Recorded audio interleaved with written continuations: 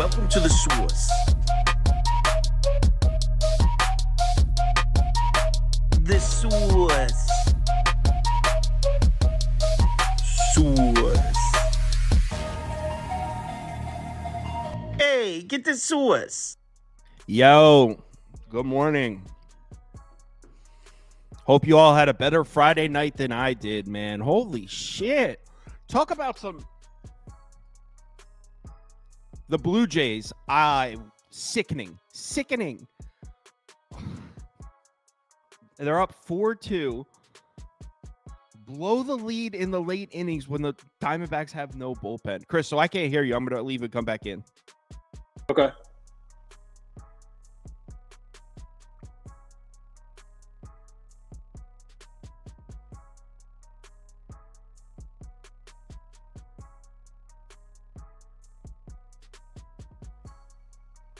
You can hear me now, Kyle? Okay. So, yeah, oh my God, what a shitty Friday night for me. The Phillies A's, I had over 8.5. Oakland gives me 6. Not to mention that the score of that game was 4-2, like 4 innings in. Somehow didn't go over.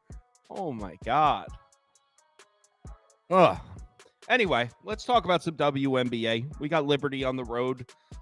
Sky catching 5.5 points at home. Is that number too small?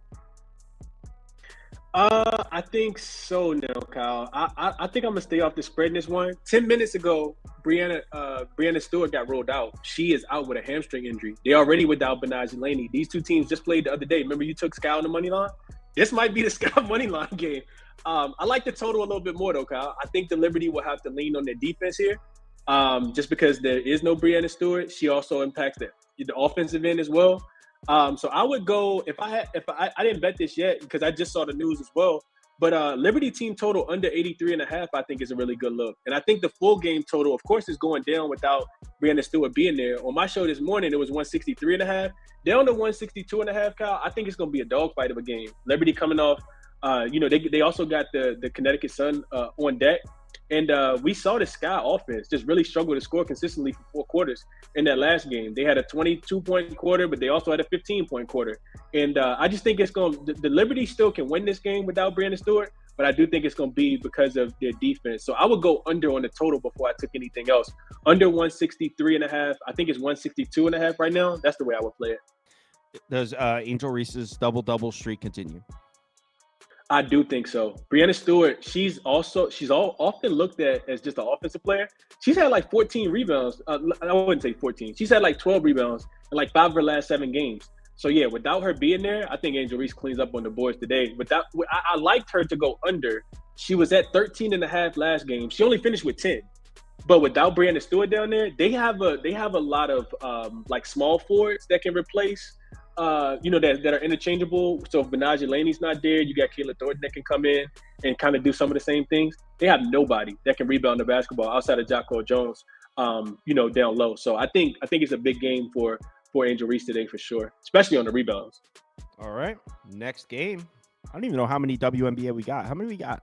Just two. Sparks. LA Sparks on the road in Dallas against the Wings. Looks like the Sparks are catching 4. This number was 3.5 last night when I was looking through some stuff. So it's 4's kind of a short number for the Sparks on the road, but I guess Dallas is playing terrible, right? Yeah, and this is the battle of the you take your pick and then you just go do something else. Don't be stressed watching this game if you do want to bet it. I'm not betting it, Cal, but it's a couple different ways to look at it. I think first of all, I'm not laying points with Dallas. Dallas is 1-7-1 against the number at home, and they've failed to cover like 7 spreads in a row. They've given up 90 points, I want to say, in 7 of their last 8 games, which is why you see the total up so high. But if you're getting to it now, you're getting to it late. And the Sparks have been equally just as bad. Both of these teams have won like 5 of their 23 games so far this season. So I don't want any parts of the Sparks on the road. The Sparks have been covering, Kyle, on the road. I think they're 6-5 against the number, but a lot of those numbers were double-digit numbers because they are so bad themselves.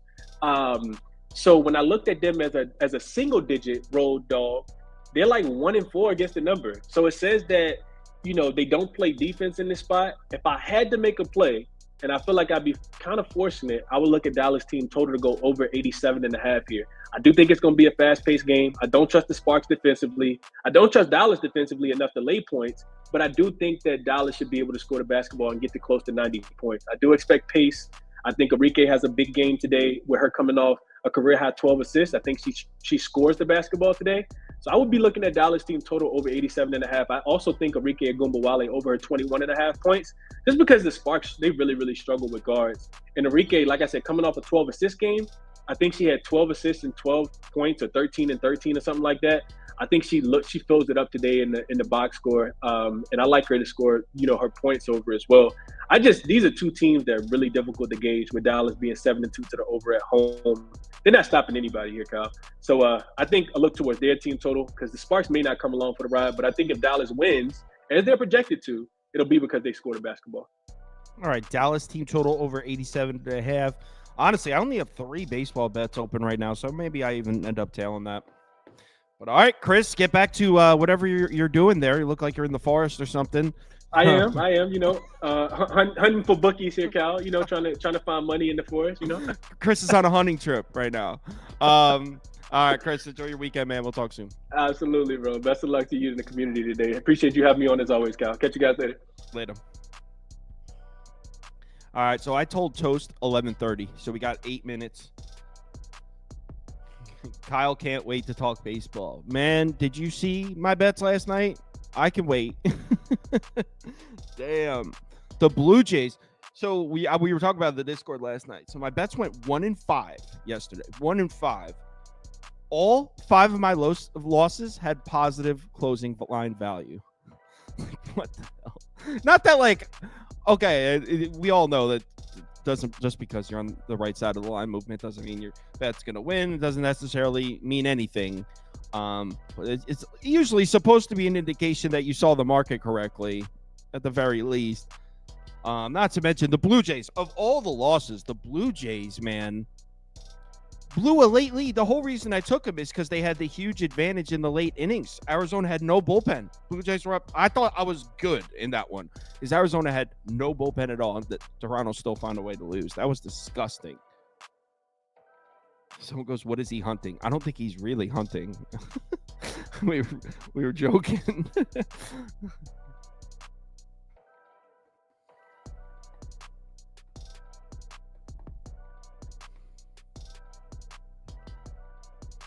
Kyle, how many units a day is too many to bet? I don't think there's any right answer to that. It's as long as none of your bets exceed 4 or 5%.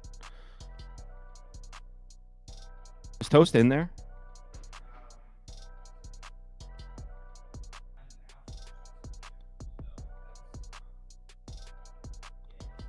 All right, I can't see him, so get him on the screen so I can leave and come back.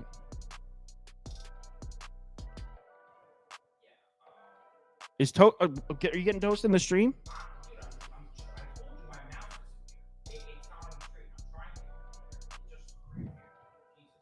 Oh, I could see it moving on mine. That's why I was asking.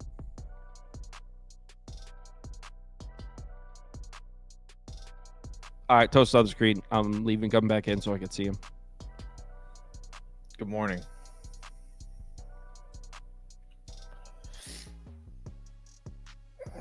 Good morning, Prop Beaver. Good morning, all. Except for anybody that played baseball in the late game yesterday. Games. Yeah.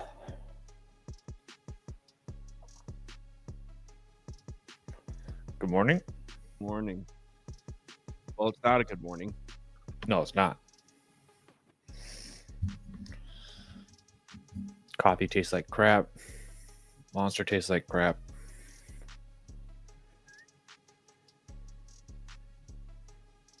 As you always say.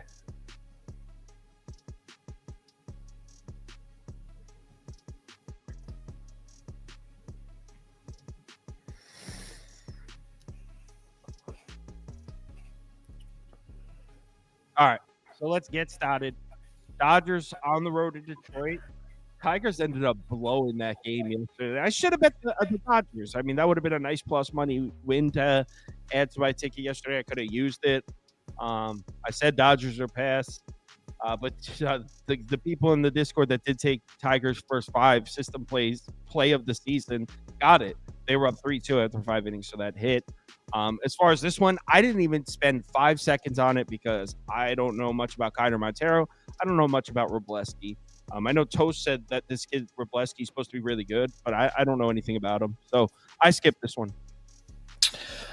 Yeah, I said he was supposed to be good, and then he went and got throttled by Milwaukee on the road. So I don't really know how much stock you can put into that. But both of these pitches, it's really hard to get for me to bet this game on a side, it'd be really, really hard. Just because you have, I would love to sit here and say to take Detroit at plus money, just because Kyler Montero looked really, really good against Minnesota and Cleveland, regardless of what you want to say about him. I mean, those are 2 pretty solid offenses, and he went essentially 13 innings, gave up 9 hits and 2 runs against those 2 teams combined. So I would say that Detroit has a small starting pitching advantage. But again, at the same time, I don't think that plus 100 is really worth it for me. So it's a small lean to Detroit, but it's a pass.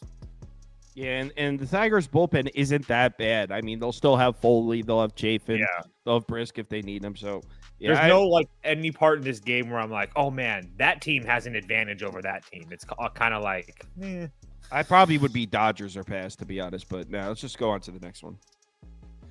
Pirates, White Sox. I think this is a favorable matchup for the Pirates, but I mean, there's no way I lay minus 155 on the road with Pittsburgh. Yeah. But that's the way I would want to go here. Down to 135 now in some spots. No, it's not.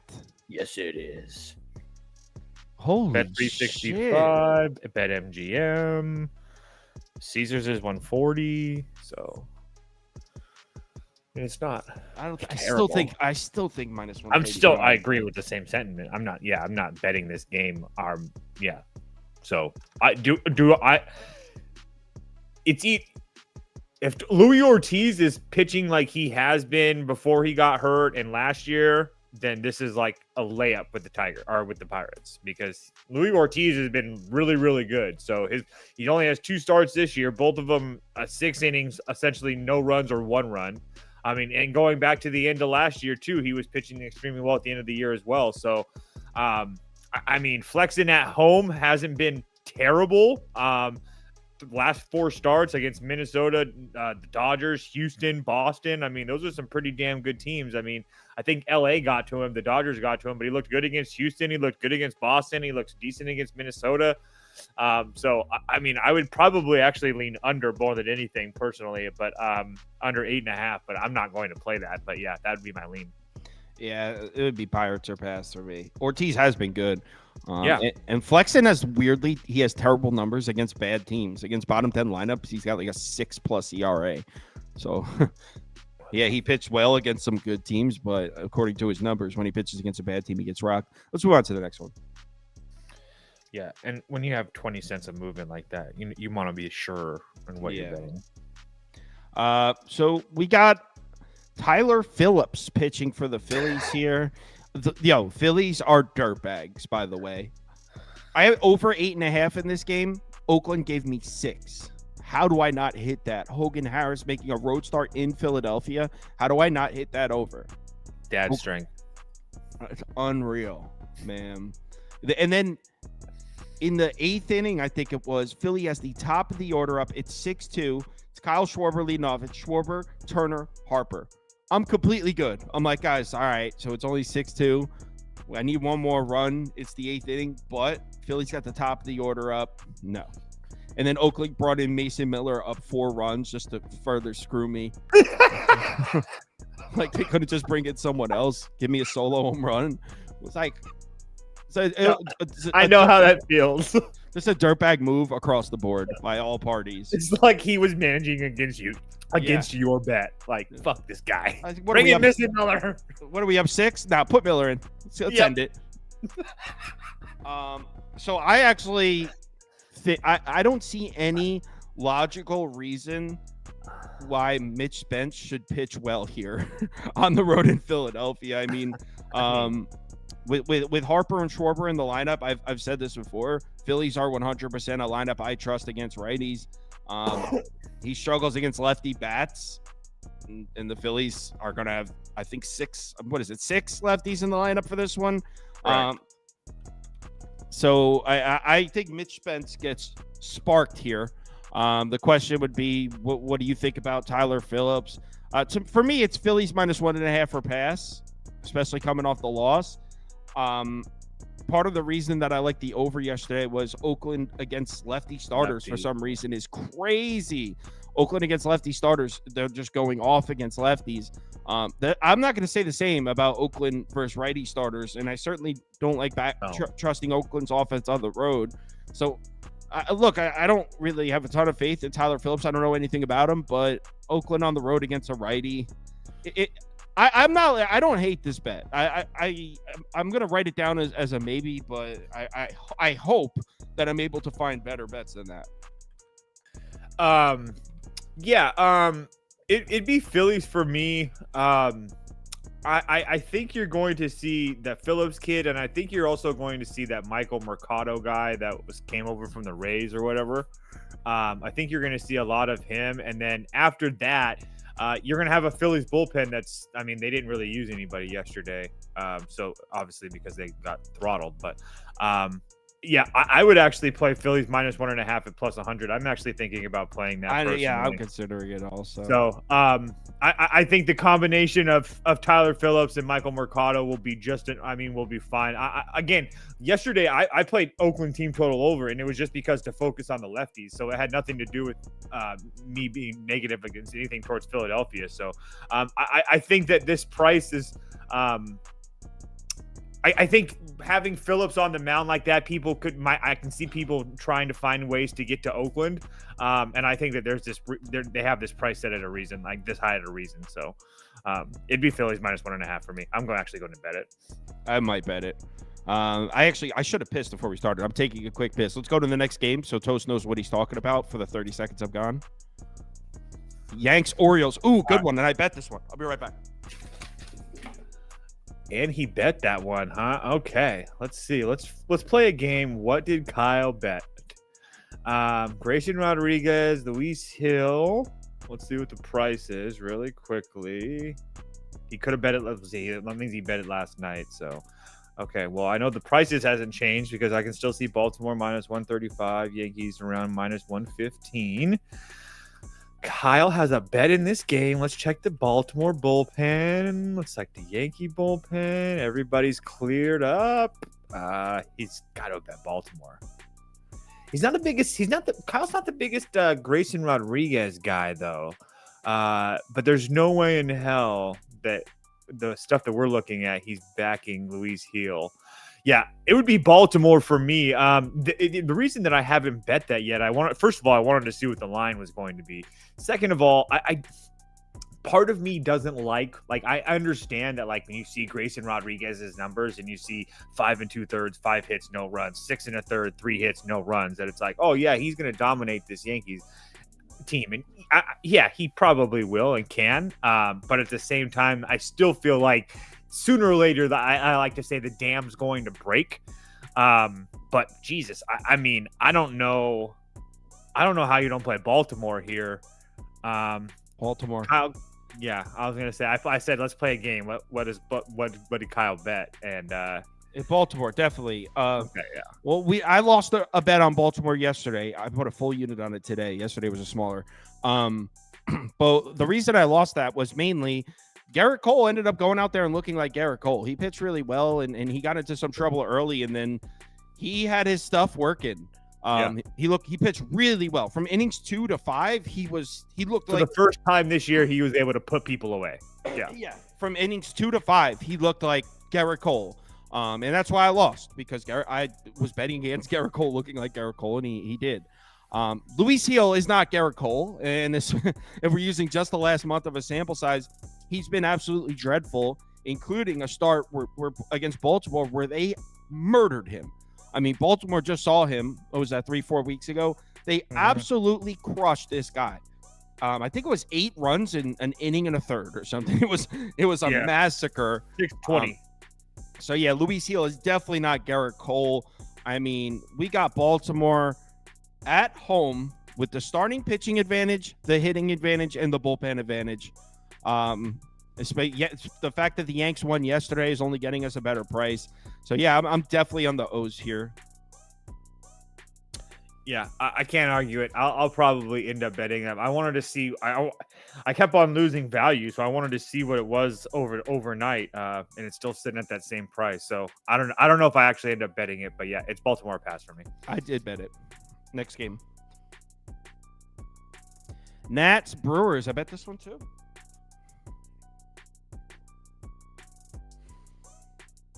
So let's get Proppy was doing the poll real quick.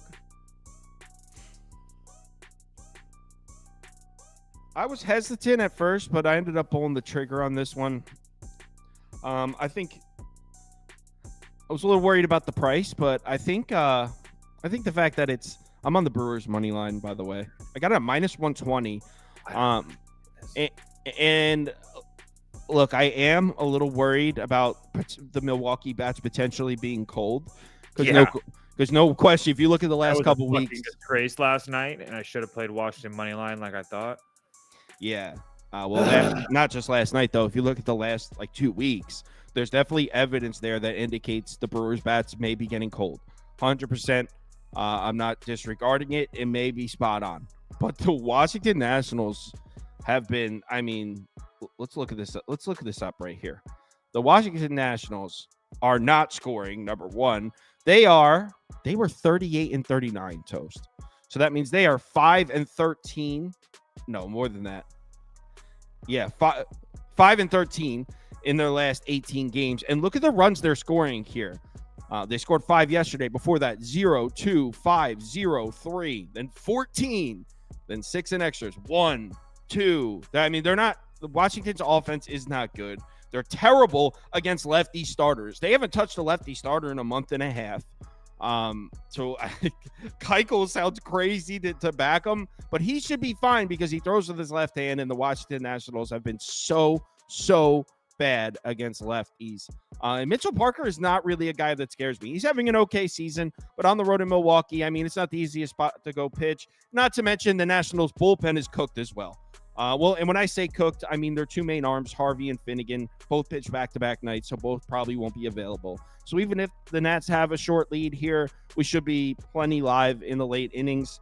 I got it at minus 120. I would imagine most everyone's taking the Brewers. Actually, our poll is pretty split.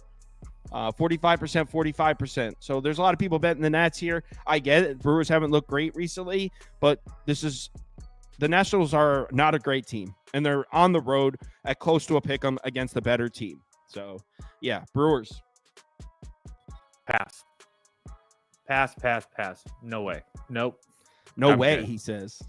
Hell no. I'm not laying juice with Dallas Keuchel. Absolutely not. Not a chance in hell. Fine. Your loss. Yep. All right, next up. I'm a little sketched up by the price in this one, if I'm being honest. I bet it last night, so if you're Reds? sketched, how do you think I feel? What'd you get it at? Plus 122. Wait, what? Reds On minus the run 1. line? Yeah. I was thinking about taking the Reds money line at minus 155. Yeah, one-run game's enough for me, but yeah. So it's Marlins and Reds is the game we're talking about. In case you're listening, not watching, Abbott should be fine. Marlins might be the worst lineup in baseball against left-handed pitching. I don't even know if that's debatable. I think they might have it by a landslide. Even if they're not the worst, their win-loss record is the worst. They're 5-27 versus left-handed pitching. So if you can find a number that's good, great. But besides that, yeah, fade the Marlins when they face a lefty. It's pretty simple. Yeah, they're at 5-27. Holy shit. So yeah, they're they're I think pretty hands down the worst lineup in baseball against lefties. Also, they might be the worst road lineup in baseball as well. So and Abbott, the thing about Andrew Abbott is he hasn't been elite this year, but he's been consistent as hell. You're going to get a quality start from him. He doesn't exactly go out there and throw 6 shutout innings, but he's going to give you 5 2/3, 2 earned runs, 6 innings pitched, 3 earned runs. Like, he's pretty consistently giving you quality starts here. At home against the Marlins, he should be fine. Honestly, I don't see any reason to doubt Andrew Abbott here. So looking at this, I'm wondering why they're letting me get Cincinnati at -155. I'm guessing they think Cabrera might throw. I mean, there's got to be. I'm hoping that's it. That's the only thing that could possibly make sense. I don't really get it. It'd be Reds money line. I really consider betting, like laying the juice with this. Not to mention, okay, so what was our hesitation on the Reds for a while there? They couldn't hit at home.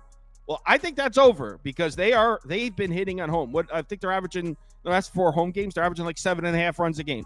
So they are now hitting at home. And if they're hitting at home in Great American Ballpark, Abbott's been consistent both home and away against the worst lineup in baseball against lefties, the worst road lineup in baseball. What am I missing here? Shouldn't this be -195? Why are they letting us get the Reds money line at an affordable price? So it's the Reds. I'm a little sketched out by the price, though. Yeah, I played the Reds -1.5. I got it at +122. You can get it much better now, but Andrew Abbott continues to pitch at a high level, start after start. I have no reason to believe he doesn't pitch well against the Marlins here today. Cincinnati used Diaz last night and Martinez for a little bit, but everybody else is rested and available. Not to mention Diaz hadn't worked in 4 days prior to that, so I'm sure that he's available as well.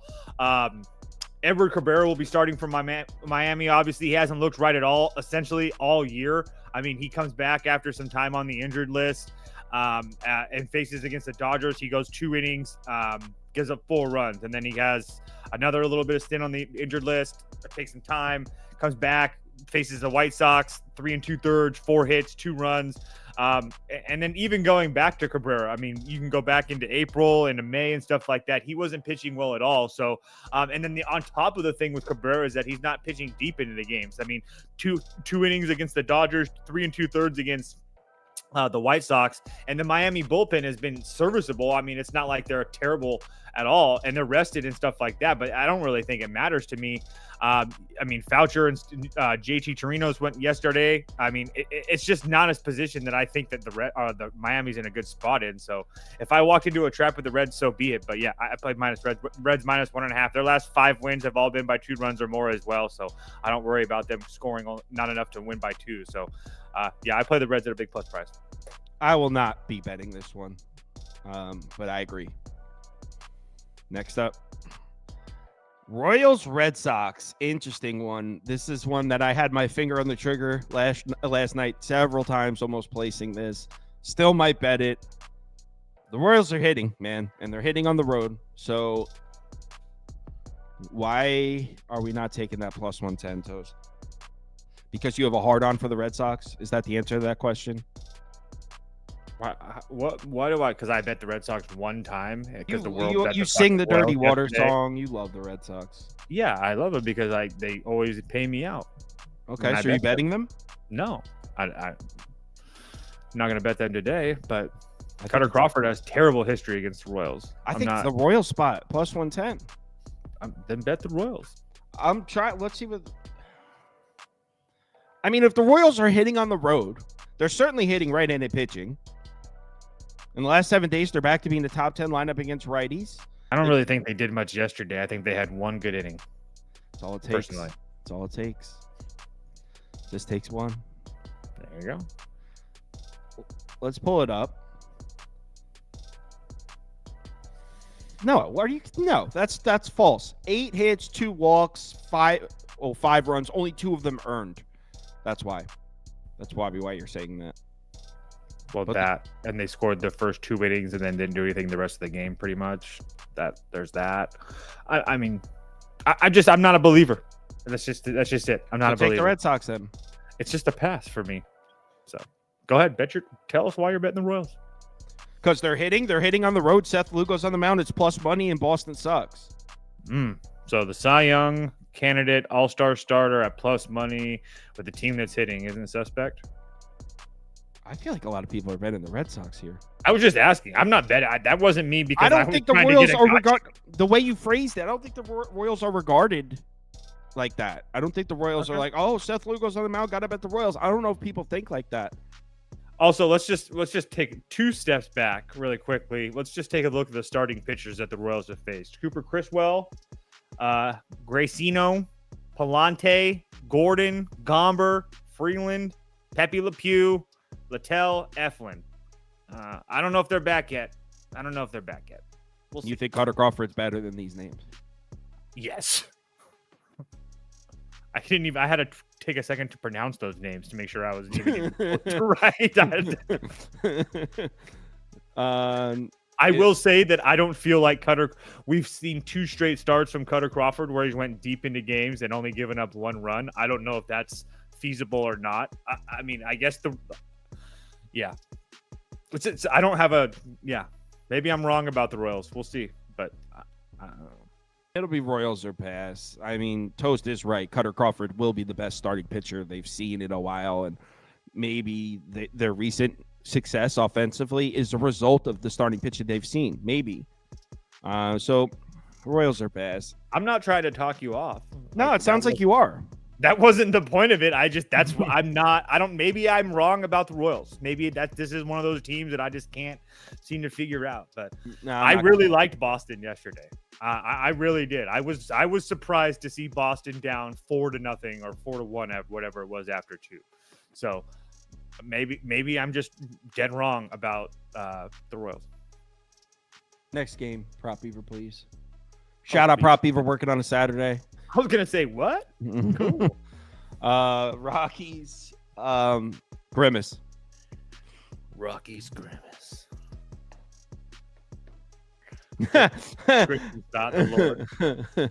Someone's in the comments. I'm not trying to talk you off. What a liar. If you guys think that he's listening to what I have to say about his bets, then I promise it's nothing I say is going to stop him. All right. Maybe. Rockies, Mets, Citi Field. I mean, what was the score last night? 7-6. The Rockies scored some runs late against that stellar. God, didn't even cover the run line. No, against that stellar Grimace bullpen. What I'm curious though, who gave up the runs for the Mets? Did they use any of those arms? Diekman gave up 2. Maton gave up 1. It's your boy. They ended up having to use Diaz, and he threw 25. Yeah, because your boy freaking Maton He's came fine, in. bro. He's got to get accustomed. Prop Beaver's the most negative Mets fan on the planet. I know. The Mets can win 25 straight. If they lose to 26, they'll probably be like, I told you, we suck. I knew it. He's so negative. So the Mets do have Nunez available, Ottavino available. I don't know. I don't see how you don't play Mets minus 1.5 at a big plus price. I mean, they should. Or not a big plus price. I'm wondering. I'm a little curious about why the total you can get an 8. It's only 8 on like 2 books, so. Yeah, but you can get an 8. Why? With Feltner making a road start in Citi Field against the Mets. Also, I would assume that Christian Scott pitches pretty damn well here today. I mean, so why not a Mets team total over them? Because I think that Christian Scott should pitch well today. I think that the 6 runs that Colorado scored yesterday were a little fluky coming late in that game. I don't think you're going to get runs coming late. So if you can assume that Scott can pitch well for, 5 innings, give or take a few. I mean, even with Diaz going, you should be able to throw that off to Budo for a couple, Ottavino for 1, Nunez for 1. I mean, yeah, I see like an easy path to victory for the Mets. Mets minus 1.5 for me. Yeah. Yeah. And I haven't been betting the Mets like that. I wish I have been, but yeah. Damn, what is it? 5 straight? 6 straight? The Rockies bullpen is rested and the Mets isn't. The Mets is, there's one guy that's not available for the Mets today, and that's Maton. Yeah, and that's like maybe. I guess maybe. Go ahead. I you know what? I have now the 2 bets I have down to maybe add Phillies -1.5, Mets -1.5. Maybe I just parlay the money line. I was just about to say that. What's that? What's the price on Mets and Phillies money line parlay?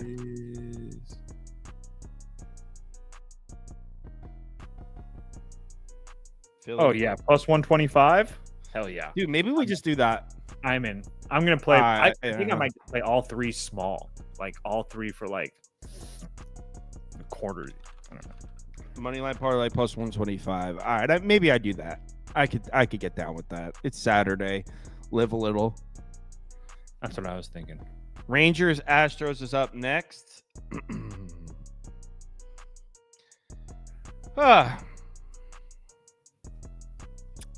So yeah, I had Rangers money line yesterday. It was really exciting.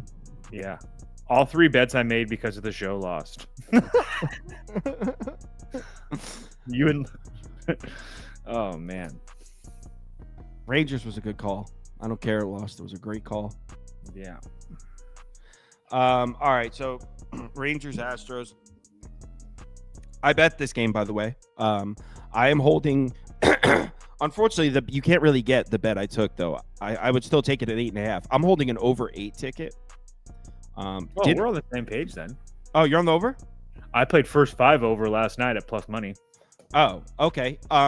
Well, pretty simple here. The Rangers have been getting to righty starters, by the way, and it's Eric Getty. Oh, you know what? Rather than, I don't want to speak from memory. I actually want to pull up and have the notes in front of me. But so Nathan Eovaldi, I was trying to figure out. So I looked for a while trying to figure out why this total was so low because I couldn't really get it. But I think it just might be the allure of Nathan Eovaldi. I mean, he's got great numbers on the year, 3.10 ERA, 103 WHIP, but his numbers on the road aren't nearly the same. I mean, they're awful. In his last 2 road starts, he's got an ERA over 8, a 180 WHIP. He struggled on the road, and I mean, this dude struggled on the road in Seattle. After that was Milwaukee. Yeah. So he struggled on the road against bad lineups at times. Houston is the best home lineup in baseball. And we just saw them. Who pitched for the Rangers yesterday? Heaney. They didn't look all that electric against Heaney, but that's a lefty. You're getting Houston at home against a right-handed pitcher. That's like the element for Houston. They're a top 10 lineup against righties this year. They're the best lineup in baseball at home. So even though Eovaldi's the man, this is a terrible spot for him. He struggles on the road, and he's pitching in Houston. So I expect the Astros to get the Eovaldi. And then on the other side, like I said about Texas, there's this kind of like Texas is kind of branded as a team that doesn't score runs right now. And I mean, probably deservingly so. But if you actually look at the righty starters they see, and I mean, they crushed Griffin Canning. They got Ronzi Contreras out of the game in like 5 minutes. They crushed Zach Littell. You got to go back to early July, the 6th, the 4th, to find some instances of them not getting to righty starters. But they crushed Dylan Cease on July 2nd. The only 2 people that they didn't crush were 2 very good starters in Taj Bradley and Michael King. Both of those guys had good starts. Besides that, they're getting to everybody. Yeah. So I expect both offenses to score runs here. And I toasted the first 5. I like that too. But the Houston Astros bullpen is a mess. So I expect runs late as well. I'm on the over. I got it the 8. I paid -120 for it. So I have an over 8 -120 ticket. I would still play it at 8.5 though. Yeah. Like I said, first 5 over for over 4.5 for me. I got it at +100 last night. I just wanted it +100. Just going back, Nate Eovaldi has had 5 road starts. And 4 of them have been pretty damn bad. Not to mention, now he comes into Houston. Kyle talked about it, facing a team that's clearly on a roll in all parts of the game. And the last 2 times that he's seen this lineup, they've absolutely destroyed Nate Eovaldi. 7 1/3 total innings, 12 hits, 9 runs. I only struck out 3 guys. So he's really only had 1 solid start, maybe 2 solid starts against Houston in his career. Besides that, I mean, they're really, really getting to him. And then on the flip side of that, Spencer Arrighetti, kind of been hit or miss, but I mean, he's been pretty damn good for the Astros. This isn't like, Spencer Arrighetti, Spencer Spaghetti, he's bad, he's going to get lit up, yada, yada, yada. But the issue with me is that he struggles with lefty bats. He's going to see 6 different lefty bats here in the lineup today for the Rangers. So I think that the Rangers should be able to put a couple across here. It should be at least 3-2 by the end of this first five. And so, again, that was cash it for me. So first five over 4.5 for me. 3-2 sounds nice. 6-5 sounds nicer. I'll take that too. I'm not trying to get greedy, though. Let's move on to the next game. And Toast, you go ahead. Because I looked at this game last night cross-eyed. Like, I don't know what to make of the Cleveland Guardians right now, man. I mean, I guess this is a lineup we fade. Yesterday was terrible.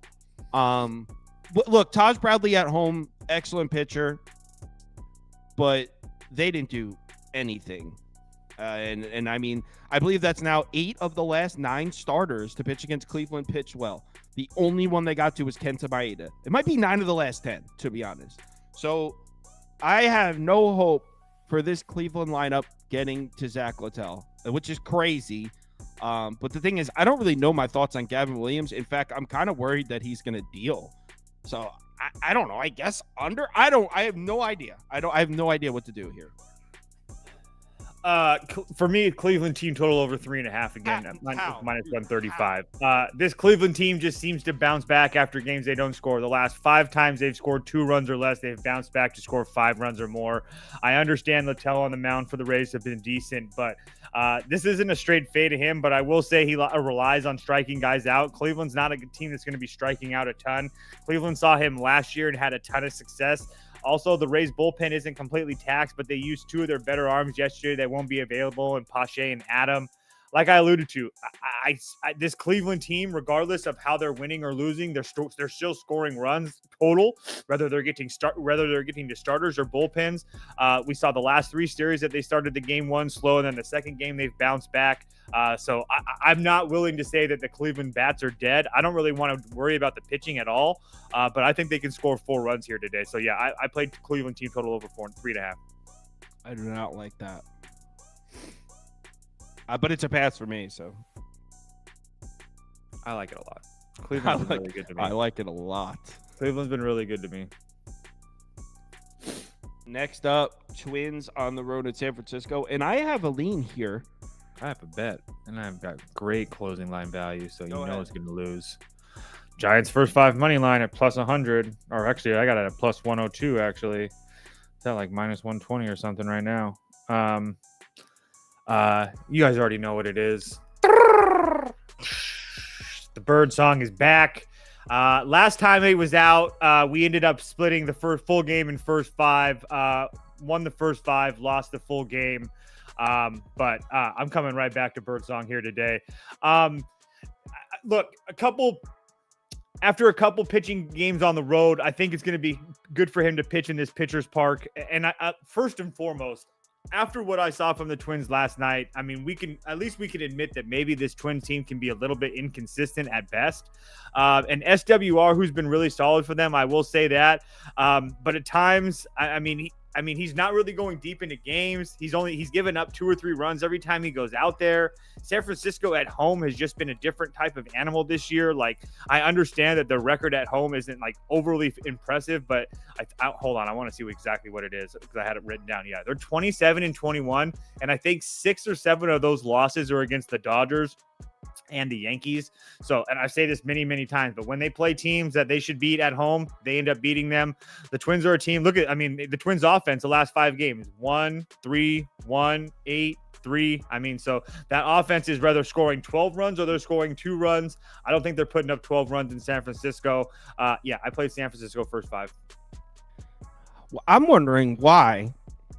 Yesterday, we talked about the total here, and I was asking why it was so low at 7.5. And I said I would go over, and it barely went over. Went to 8, so it would have won if I placed that bet. So remember we had that discussion. You were talking about swirling wind. Mm-hmm. So that was at 7.5.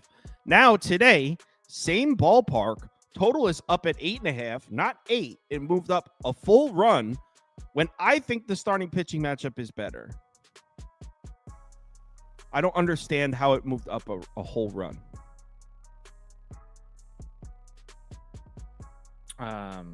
Right?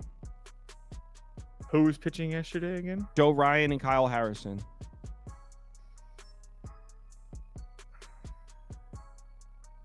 I mean, So yesterday I leaned over. So today it goes up a run. I think right now Woods Richardson and Birdsong is a better overall starting pitching matchup than Joe Ryan versus Kyle Harrison. Obviously, Joe Ryan's slightly better than Woods Richardson, but Birdsong's better, way better than Kyle Harrison. So why did it go up a run? I think under. yeah, I mean, You just talked about how the Twins' bats are dying in front of our eyes. yeah, I'm not mad at They're an under. swirling I'm not hating that. winds, whatever. There's swirls here. I'm not mad at an under. I'm not. Yeah, I'm not backing San Francisco because I think they're gonna destroy SWR. People, You know what I mean? Like, People in the comments are asking if the winds are swirling today, Toast. I can tell you. Hold on. I'm not logged in. Hold on. Just give me a second. I'll tell you guys. Before we move on, we need to find out if it's swirling. Oracle. Not really. No Not swirls. Actually, maybe you're gonna look at 14 miles an hour blowing straight out. I mean, Oh God. you get a little turn in that. I don't know. So no swirls today. Could turn to. I don't know. All right, I'm not gonna bet this then. It's gonna stay on. I would lean under with that. Next. Braves, Padres. Did you bet this? Because the first message I woke up to was the Padres are minus 130 now. No, because I was looking at it last night. It was a freaking pick 'em. Got it. Okay. I was considering the Braves last night at a pick 'em. So was I. What the fuck? Now you can get the Braves at plus 110. I was looking at it though, and like part of me thinks Dylan Cease is gonna deal. It's disgusting. Okay. Dylan deceased. The Padres. I mean, you got to think, especially after what happened last night, that the whole world is taking Atlanta plus 110, right? I mean, 20 cents of movement. Plus 110. You can get them at plus 120 on ESPN Bet. What Plus is going on? Plus How? 115 on Caesars. Plus 120 on DK in New Jersey too. It looks like. I don't understand. I don't understand. How I are don't they? either. If that's the case, then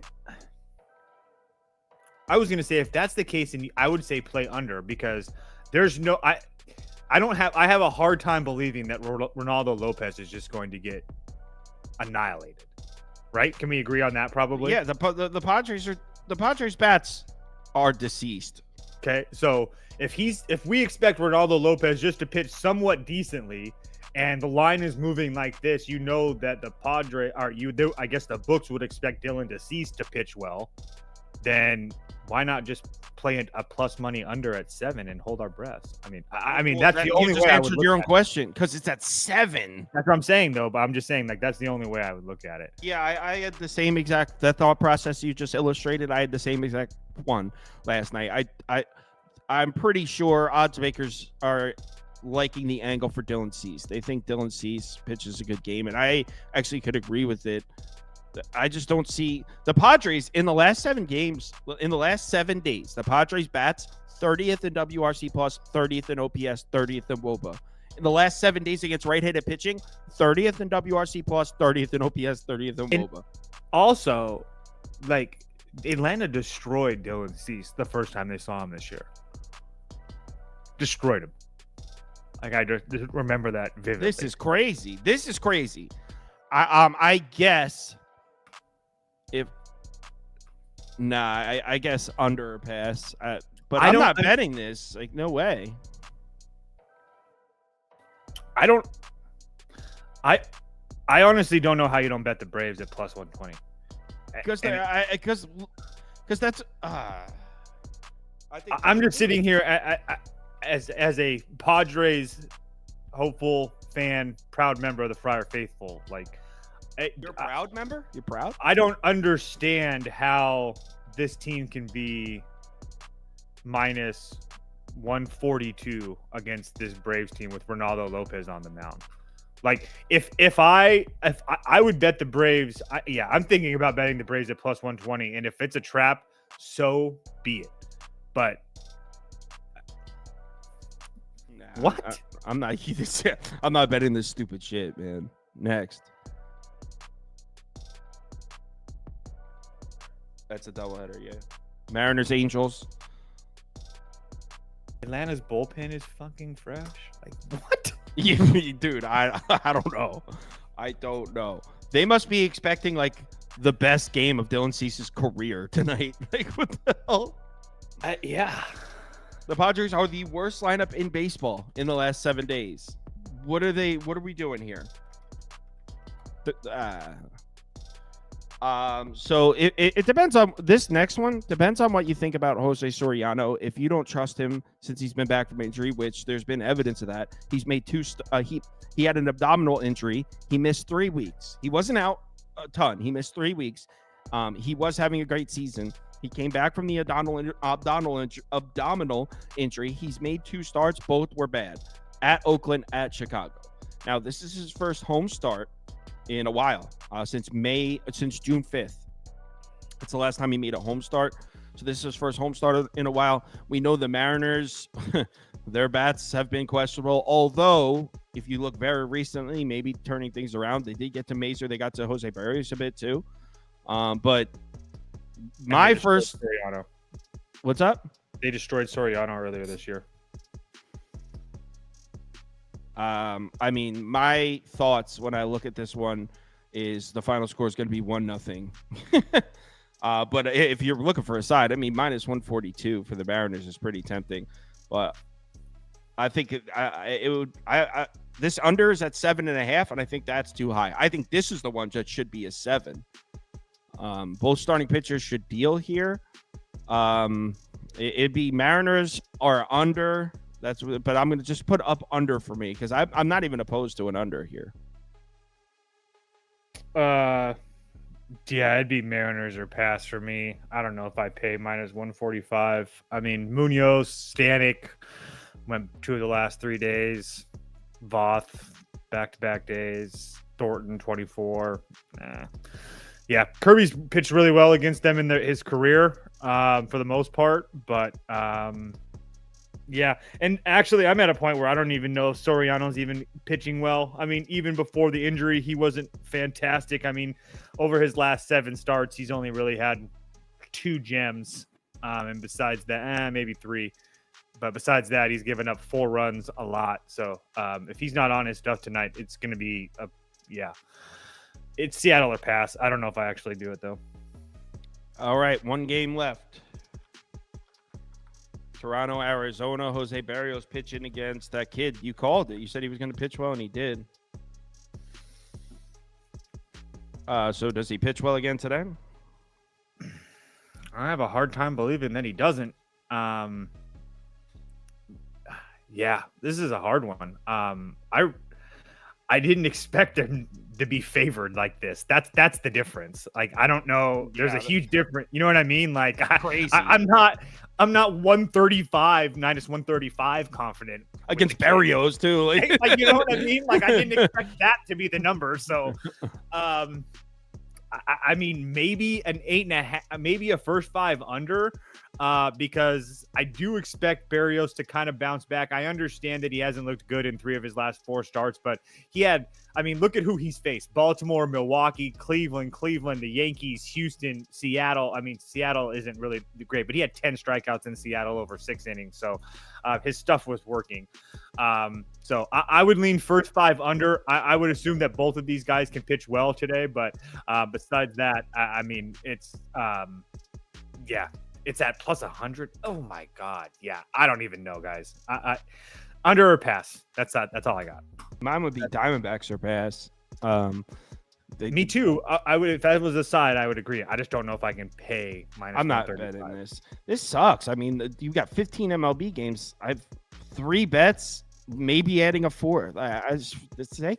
We need the All-Star break, I only have 6 bets.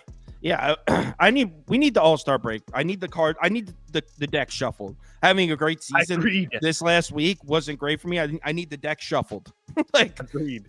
So let's get to the All-Star break, shuffle the deck. But all right, we're going on to UFC next. Toast, enjoy your Saturday, man. I'm sure I'll talk to you in the Discord. Guys. Yep.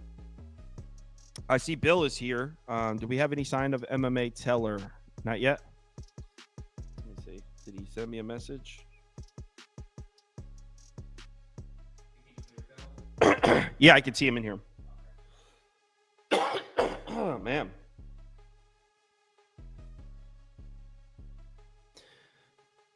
All right, Bill, what's up, man? What's going on? Nothing. Not much. Oh, you know what? I told MMA Teller for 12:15, so we got 5 minutes. Okay.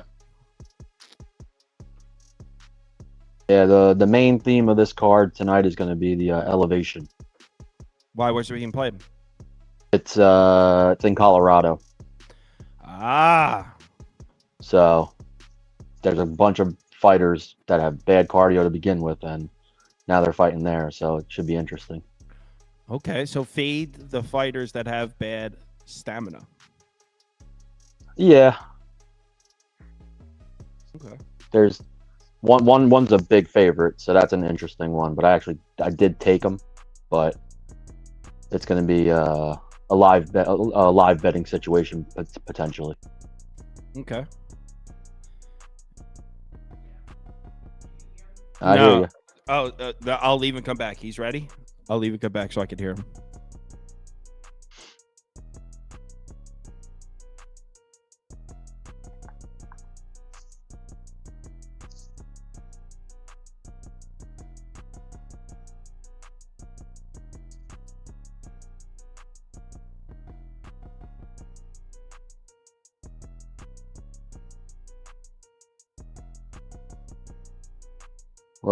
What's up?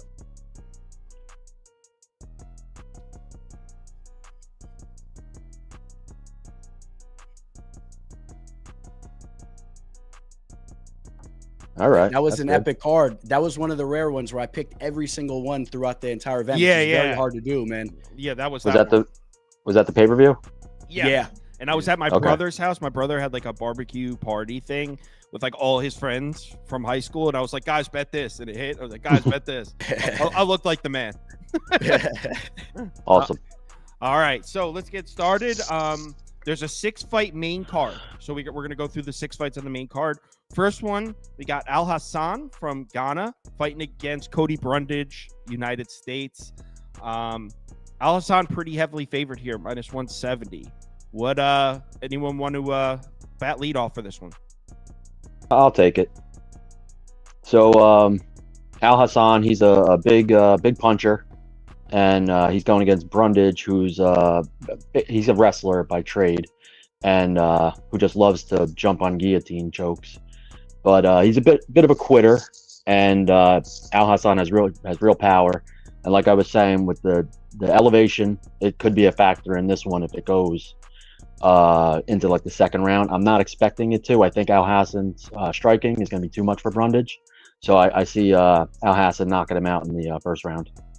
Ooh, Al Hassan first round knockout. Yeah. Okay. Do we have a pick graphic for that? I bet on Al Hassan on the money line, but Oh, looks like we don't have a pick graphic for that one. I don't know why.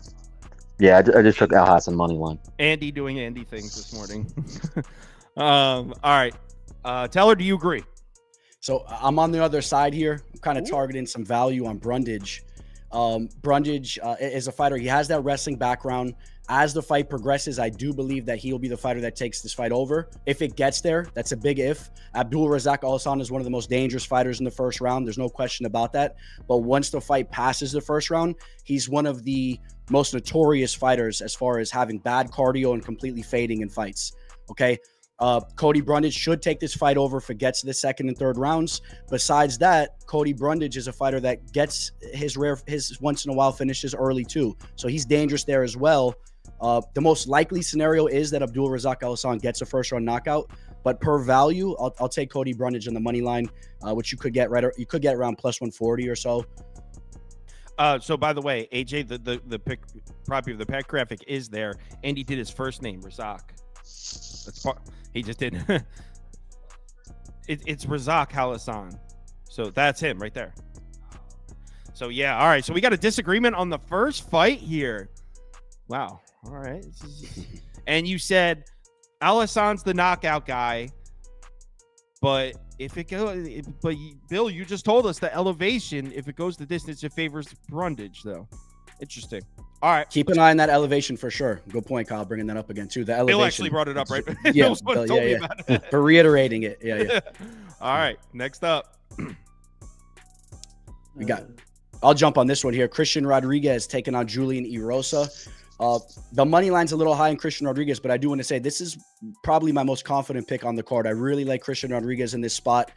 He's one of the most mature 26-year-olds you'll see in the fight game right now. He's been training under Duke Rufus.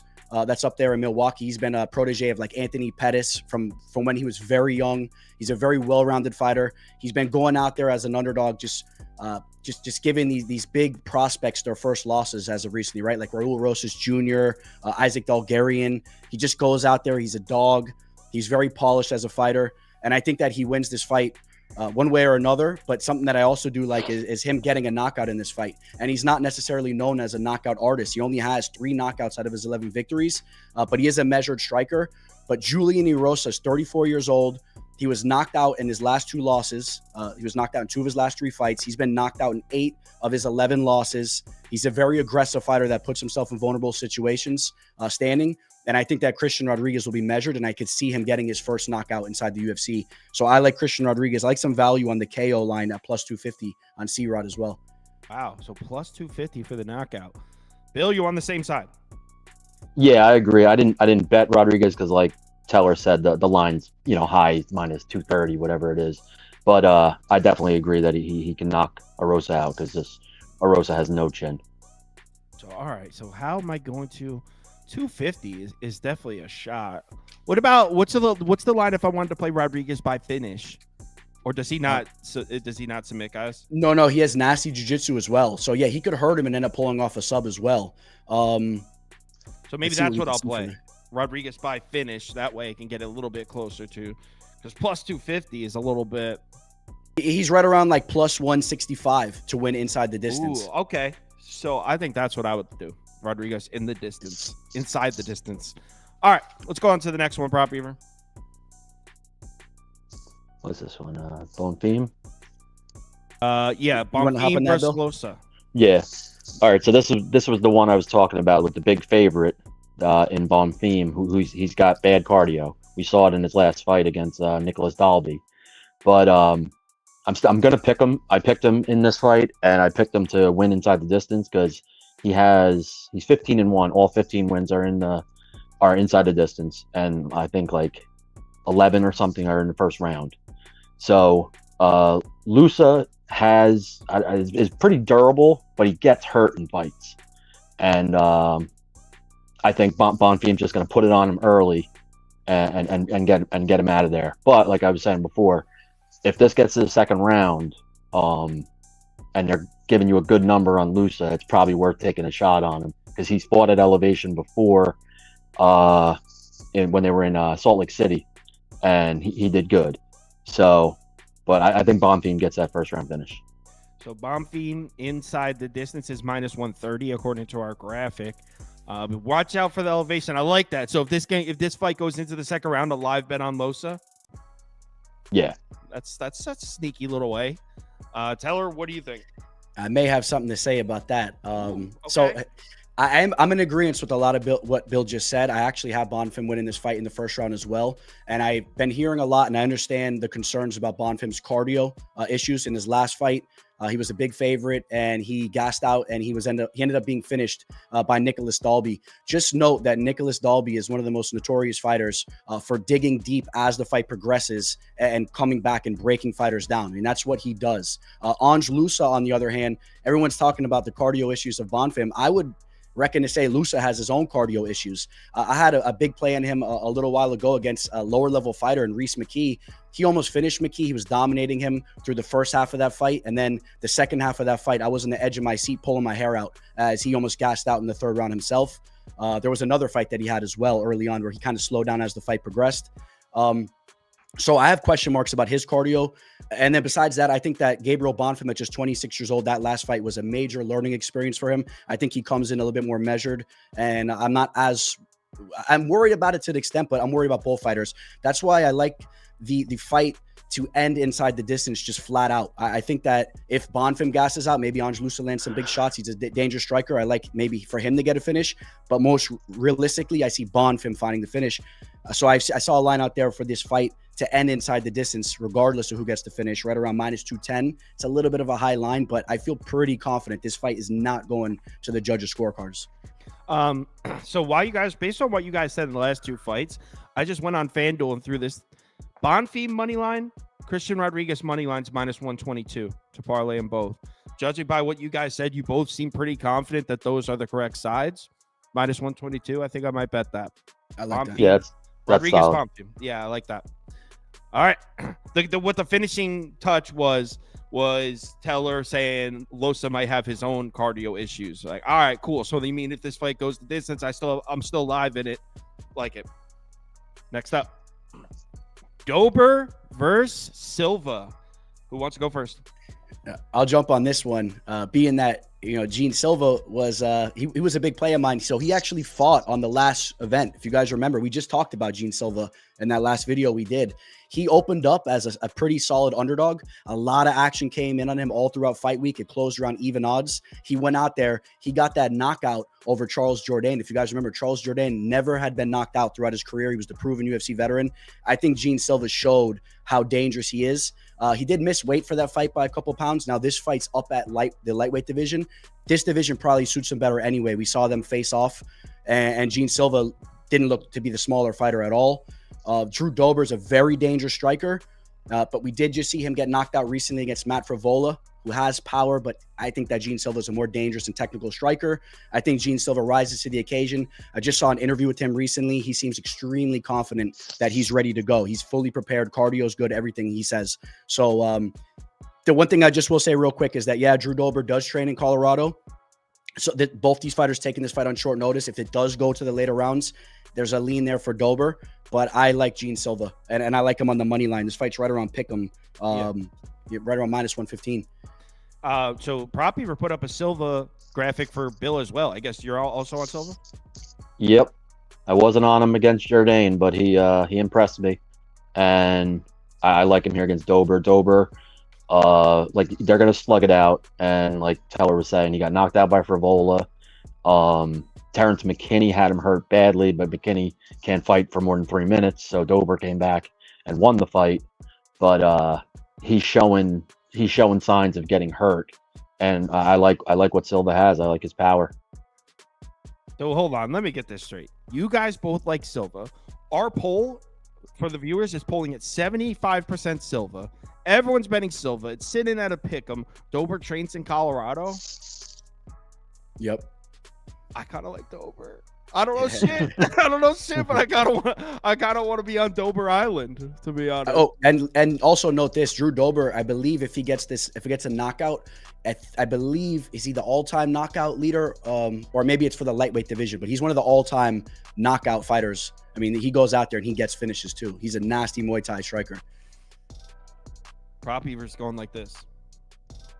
Says no, I'm not. Kind of like Dober. Don't know anything about him. Didn't even know he existed until 5 minutes ago. I kind of like him. Let's go to the next one. All right, yeah, we got co-main event. It's Santiago Ponzinibbio versus Muslim Salikov. Got two strikers here. I like the Ponzinibbio side. He has more striking volume, and I don't like what Salikov's chin looks like lately. In his last fight against Randy Brown, he just took a straight right and just went down quick. I think three of his last 4 losses are by knockout, and he's like a karate style fighter. He doesn't throw a lot of strikes. So Ponzinibbio is just going to be getting more volume on him, and just the way that Salikov's chin has been, I think that Ponzinibbio catches him with something and puts him away. So Ponzinibbio inside the distance or by knockout, something like that? I just bet him on the money line, but if you want to get a little juicier odds, yeah, you can take the knockout. Tyler? So not to bring the room down, but I'm not too crazy about this co-main event, and I like the main event as well, but the line's a little tricky. But In regards to this fight, Bill said some perfect points. I mean, Ponzinibbio should have the volume advantage if the fight goes to the judges' scorecards. Muslim Salikov looked horrible in his last fight. I mean, he was just touched and he was just turned off. I mean, the button just shut off. So, I mean, I worry more about Muslim as far as his chin goes. He's also 40 years old compared to Ponzinibbio's 37. I mean, he's up there in age more so. But I have question marks in regards to Ponzinibbio as well. He's a fighter that really hasn't looked the same over the last couple of years. He struggled with some health issues outside the octagon. And I don't think that Ponzinibbio is the same fighter that he once was. The line's a little high in him. I still settled in with Ponzinibbio on the money line, but it's a risky one. I also, maybe there's a little value on the KO line on Ponzinibbio at plus 170. But this fight, just be careful with this fight, guys. Muslim Salikov is an explosive, he's a spinning attack type of striker. He has that kung fu background, and he's known for landing these quick one-shot knockouts. And we've seen Ponzinibbio knocked out recently. I believe in his last fight, he was just knocked out as well against Kevin Holland in the 3rd round. So just take note of that. So, all right. So Teller sounds less confident than Bill in this one, even though they are on the same side. TWD in the comments said Dober Island. I might swim to it. Dober Island, baby. Let's go on to the next one. That's going to be like Alcatraz out there. You try to swim to that, man. It's going to be a tough swim. I'm on Dober Island. I've already decided I'm on Dober Island. All right. Main event. We're at it. Main event. Thug Rose. You know what I always think about when I see her is that fight against Carla Esparza, where everyone was booing. Right? The terrible fight. Yeah, okay, but hold on. Look, by no means do I claim to be a UFC enthusiast or anything, but I watched that card. Everyone was booing that fight, right? It was so boring, blah, blah, blah. Wasn't the next fight after that Adesanya, and he landed like 7 strikes the entire time and won by decision? It was like just as boring, and they were like, yeah, like cheering their ass off. And the fight after, I thought the Adesanya fight was like pretty boring also, where he just kind of played defense and didn't get hit the whole time. I don't know. I don't know if it was the same card. Oh, maybe it wasn't the same card. Maybe it was the week before that or something. Yeah, because that was the Gaethje Oliveira fight card. Yeah. No. You're right. And that one was awesome. Yeah. Yes, you're right. That was that one. But the Adesanya fight must have been the following weekend or the weekend before that, because it didn't just happen. Yep. But they like weren't booing that one, which I was like, I'm a Carlos Esparza fan, and they were hating on my girl. Yeah. So do you is Cortez a plus 90 worth taking a shot? You want to take this, Teller? Yeah, I'll say a couple things about this one. So just back to that Esparza fight too.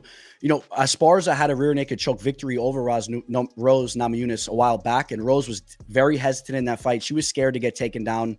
I think that first fight was playing over in her head a little bit. She was very hesitant. She also was getting very bad coaching all throughout that fight. If you remember, her corner was congratulating her after every round, like she had them in the bag and it was going to be an easy victory. So that was a bad fight for Rose. But Rose is still a very, very dangerous striker, very technical fighter. And I've been seeing all week people just turning their backs on her, and I don't really understand why. I think that she's still one of the best women's mixed martial artists in the game. I like her in the spot. Cortez taking the fight on short notice. I don't believe Cortez has ever fought a 5-round fight before. Rose Namajunas, I just don't see her being held down and wrestled for 25 minutes. I think she's the more technical fighter. I like Rose Namajunas to get a W here. There's a lot of people that we're watching, because based on what you were saying, I know Rose Namajunas is one of the best women fighters out there, and she's also more well-known. So I thought our viewership would all be clicking her, but no, as far as our viewers are pretty 50-50. There's people out there betting Cortez at this price. Bill, are you one of them? I did. I'm taking Cortez. Oh, shit. I didn't even know that. Are you really? Yeah. I didn't know that. She's a good wrestler. Namajunas can be taken down, but she's a good grappler. So it's not like she's going to be held down and smothered immediately. But Namajunas has a technical edge in striking, but Cortez is getting better. And Namajunas, she doesn't throw a lot of strikes anymore.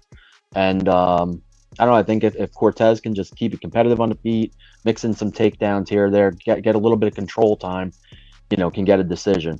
The 5 rounds, yeah, she's never been 5 rounds, and Namajunas is she's had a couple 5-round fights, but plus 190, I'm willing to take a shot on it.